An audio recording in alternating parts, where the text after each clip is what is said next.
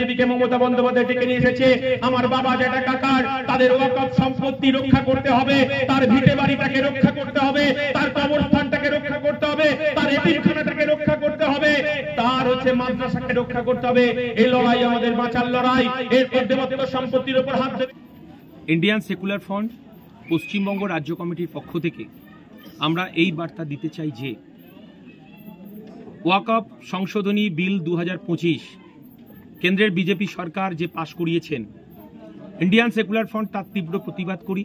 সেই সঙ্গে সঙ্গে সারা পশ্চিমবঙ্গ সহ সারা ভারতবর্ষের সমস্ত জাতি, সমস্ত ধর্মের মানুষ রাস্তায় নেমেছে এই কারণেই, কারণ এই বিজেপি সরকার যেভাবে আদিবাসী, দলিত, সংখ্যালঘু মানুষের উপর অত্যাচার নামিয়ে এনেছে এবং এই সংখ্যালঘু মানুষদের উপর তার ধর্মের উপর যেভাবে আঘাত নিয়ে এসেছে, আমরা তার তীব্র প্রতিবাদ করছি। এই কারণেই এই ওয়াকফ সংশোধনী বিলের মধ্য দিয়ে এই বিজেপি সরকার আজকে আমাদের মুসলমান ভাইদের তাদের সম্পত্তি দখল করার চেষ্টা করছে, হস্তগত করার চেষ্টা করছে। এরপরে হিন্দু ধর্মের তার দেবত্ব সম্পত্তির বিল নিয়ে এসে সেখানে হস্তক্ষেপ করার চেষ্টা করবে। তারপরে গুরুদ্বারার বিল নিয়ে এসে গুরুদ্বারার জমি দখল করার চেষ্টা করবে। আমরা বলতে চাইছি এটা অসাংবিধানিক এবং অনৈতিক। এই বিলের বিরুদ্ধে দাঁড়িয়ে আমরা প্রতিবাদ করছি। আগামীকাল যে আমাদের মিছিল, আমরা এই মিছিলের মধ্য দিয়ে এই বার্তা দিতে চাই বিজেপি সরকারের কাছে, কারণ বিজেপি সরকার এই বিলের মধ্য দিয়ে যে আদানি, আম্বানি এবং কর্পোরেট জগতের মানুষ, কর্পোরেট জগৎকে তার হাতকে শক্তিশালী করার জন্য বিজেপি নরেন্দ্র মোদী, অমিত শাহরা এই বিল নিয়ে এসেছেন। আমরা তার তীব্র প্রতিবাদ করি।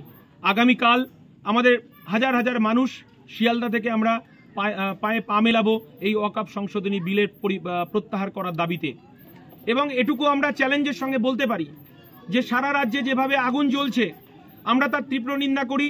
এই রাজ্যের মুখ্যমন্ত্রীকে যথাযথভাবে প্রশাসনিক হস্তক্ষেপ করে এবং যারা সাম্প্রদায়িক সম্প্রীতি নষ্ট করছে তাদের বিরুদ্ধে স্টেপ নেওয়ার জন্য আমরা আবেদন করছি।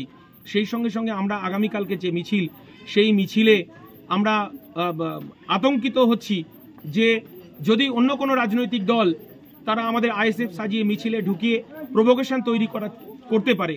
তাই আমার কর্মী, সমর্থক, দরদি যারা নেতৃত্ব আছে, আমরা প্রথমেই যদি প্রভোকেশন তৈরি করে কাউকে যদি সন্দেহজনক আমাদের মনে হয়, সঙ্গে সঙ্গে আমরা ভিডিও করে আমাদের ঊর্ধ্বতন যারা নেতৃত্ব আছে, নেতৃত্বের সঙ্গে যোগাযোগ করে তাকে পুলিশ প্রশাসনের হাতে আমরা তুলে দেওয়ার ব্যবস্থা করব।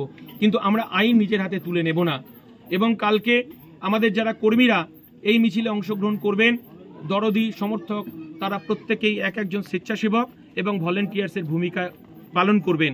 আমাদের এই মিছিল শান্তিপূর্ণভাবে সবাই অংশগ্রহণ করবেন এবং যারা গ্রাম বাংলা থেকে বিভিন্ন প্রান্ত থেকে যারা আসবেন, শান্তি শৃঙ্খলাভাবে আপনারা এই মিছিলে আসবেন, মিছিলে অংশগ্রহণ করবেন।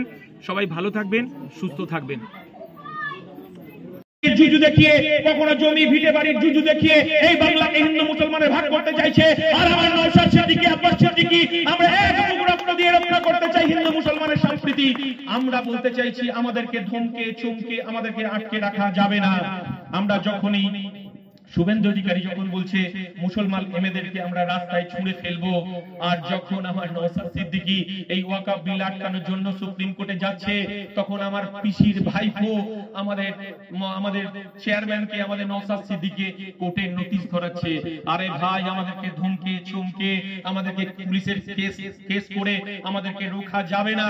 আমাদেরকে যত মারবে তত মারবে, যত মারবে তত মারবে।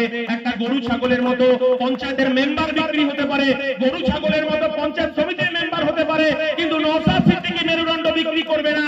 আমরা গরিব খেটে খাওয়া শ্রমজীবী মানুষের হয়ে লড়াই করছি, এই লড়াই আমাদের জারি থাকবে। আমরা যেটা বলতে চাইছি যে এই রাজ্যে আমরা কি দেখলাম, মমতা বন্দ্যোপাধ্যায় ভাতা দিয়ে ভোট কিনতে চাইছে, তাই তো?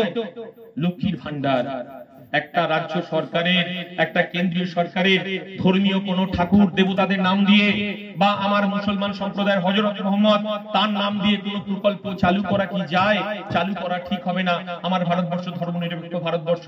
মমতা বন্দ্যোপাধ্যায় লক্ষ্মীর ভান্ডার দিয়ে হিন্দু মুসলমানকে বিভাজন করার প্রক্রিয়া চালু করেছে। 500 টাকা ছিল 1000 টাকা করেছে। আমরা কি দেখলাম? আমরা দেখলাম 1000 টাকায় এই রাজ্যের আমার মা বোনদের ইজ্জতকে কিনতে চাইছে। কিন্তু আমরা কি দেখলাম? আরজি করে আমার বোন তিলোত্তমাকে সরকারি জায়গায় সরকারি ঘেরা ডুবে আমার তিলোত্তমা বোনকে খুন খুন করলো, কারা খুন করলো, কারা রেপ করলো? আমার তিলোত্তমা বোনকে 113টা কামড়ের দাগ, তার শরীরের হাড়গুলোকে ভেঙে দিল। কিন্তু আমার মমতা বন্দ্যোপাধ্যায় 1000 টাকা দিয়ে আমার মায়েদের ইজ্জতকে কিনেছিল। মমতা বন্দ্যোপাধ্যায় সেদিনকে বুঝে গেছে যে এই বাংলার আমার মায়েরা, তার বাড়ির রাজকন্যা, তার মেয়েটা স্কুলে যায়, তার মেয়েটা মাদ্রাসায় যায়, সেই স্কুলে ট্রেনিং এ যায়, বিভিন্ন টিউশনিতে যায়, কম্পিউটার শিখতে যায়, সে নার্সিং ট্রেনিং নিয়েছে, কেউ ডাক্তার ইঞ্জিনিয়ারিং পড়ছে। যারা 1000 টাকা লক্ষ্মীর ভান্ডার দিয়ে মমতা বন্দ্যোপাধ্যায় কিনতে চেয়েছিলেন, শুনে রাখুন মমতা বন্দ্যোপাধ্যায় সেদিনকে আমার রাজকন্যাদের সুরক্ষার জন্য, আমার ঘরের মেয়ের সুরক্ষার জন্য, আমার বোনের সুরক্ষার জন্য লাখো লাখো মানুষ, লাখো লাখো মা রাত জেগেছে ইনসাফের জন্য। আপনি রিজওয়ানুরকে ইনসাফ দিতে পারেননি, আপনি তিলোত্তমা বোনকে ইনসাফ দিতে পারেননি। আমি জানি আপনি যে মিথ্যে কথা বলছে যে এই রাজ্যে আপনি ওয়াকফ লাগু করতে দেবেন না, কারণ কেন্দ্রীয় সরকার, এটা একটা আলাদা রাজ্য, একটা আলাদা দেশ নয়। আপনি আবার মুসলমানদের আপনি ধোঁকা দেওয়ার চেষ্টা করছে। মানুষ বুঝে গেছে আপনার এই ধোঁকাবাজিতে আর কোনো কাজ হবে না। আমরা বলতে চাইছি যে আমরা সুষ্ঠু প্রশাসনের জন্য আমরা নতুন করে আবার আইএসএফ এর উপর ভরসা করতে হবে। আমাদেরকে ভয় দেখাবে, আমাদেরকে চমকাবে, টাকা দিয়ে কেনার চেষ্টা করবে, কিন্তু নওশাদ সিদ্দিকী টাকা দিয়ে আমাদেরকে টাকা দিয়ে কিনতে পারেনি। সেদিনকে কলকাতায় আপনারা দেখেছেন, কিছুদিন আগে দেখেছেন নওশাদ সিদ্দিকী নবান্নে গিয়েছিল মমতা বন্দ্যোপাধ্যায়ের সঙ্গে দেখা করতে। রাজ্যের মুখ্যমন্ত্রী তিনি নাকি বলেন আমি এই রাজ্যের অভিভাবিকা, আমি সমস্ত সংখ্যালঘু আদিবাসী দলিত মানুষের অভিভাবিকা। সেদিন আমার নওশাদ সিদ্দিকী গিয়েছিল। আর একবার উনি গিয়েছিলেন, পঞ্চায়েত নির্বাচনে চারিদিকে সন্ত্রাস, বাড়ি ঘর ভাঙচুর করা হচ্ছে, গরু ছাগল মুরগিটা পর্যন্ত খুলে নিয়ে যাওয়া হচ্ছে, দোকান ভাঙচুর করা হচ্ছে, ব্যবসা করতে দেওয়া হচ্ছে না, পুকুরে বীজ দেওয়া হচ্ছে, চাষের ধানের জমির ধান কেটে নেওয়া হয়েছে, আম গাছগুলো পর্যন্ত আম কেটে নেওয়া হয়েছে, আম গাছগুলো পর্যন্ত কেটে নেওয়া হয়েছে। আমাদের এই বাংলার যারা বিরোধী রাজনীতি করেছে তাদের চোখের জল মোছানোর জন্য সেদিন নবান্নে আমাদের মুখ্যমন্ত্রীর সঙ্গে দেখা করতে গিয়েছিলেন নওশাদ সিদ্দিকী। সেদিন মুখ্যমন্ত্রীর সময় হয়নি, তিনি আদতে এই সন্ত্রাসকে মদত দিয়েছিলেন। তিনি জানেন লুটের ভোট ছাড়া তিনি জিততে পারবেন না। সেদিন নওশাদ সিদ্দিকীর সঙ্গে দেখা করেনি। আমার নওশাদ সিদ্দিকী কিছুদিন আগে মুখ্যমন্ত্রীর সঙ্গে দেখা করতে গিয়েছিলেন, তিনি সময় দিয়েছেন, শুনেছেন, ভোট বড় বালাই, তিনি সংখ্যালঘু ভোট হাতছাড়া হয়ে গেছেন, তিনি বুঝতে পেরেছেন। আমার নওশাদ সিদ্দিকী বুক চাপড়ে বলে এসেছে এই রাজ্যের গরিব খেটে খাওয়া শ্রমজীবী মানুষের জব কার্ডের অধিকারকে ফেরত দিতে হবে, গরিব মানুষকে প্রধানমন্ত্রী আবাস যোজনা দিতে হবে, দ্রব্যমূল্য বৃদ্ধি কমাতে হবে, সারের দাম কমাতে হবে, আর আমার ভাঙড়ে যে কাজগুলো তৃণমূল কংগ্রেস করতে দিচ্ছে না তার কাজের ব্যবস্থা করতে হবে। আর তৃণমূলের দালাল নেতারা যারা লুটে খায় তারা ভাবছে হয়তো আমার নওশাদ সিদ্দিকী তৃণমূলের সঙ্গে নাম লেখাতে যাচ্ছে, তারা পাছা বাজাচ্ছে, দোকানে আলোচনা করছে।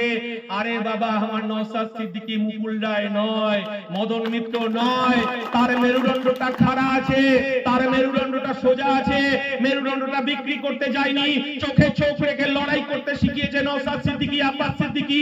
আমার নওশাদ সিদ্দিকী বিধানসভায় যখন যায় তখন মমতা বন্দ্যোপাধ্যায় চোখে চোখ রেখে বলে আমার মুসলমান ভাইদের ওয়াকফ সম্পত্তি তৃণমূল লুট করেছে, তার হিসাব দিতে হবে।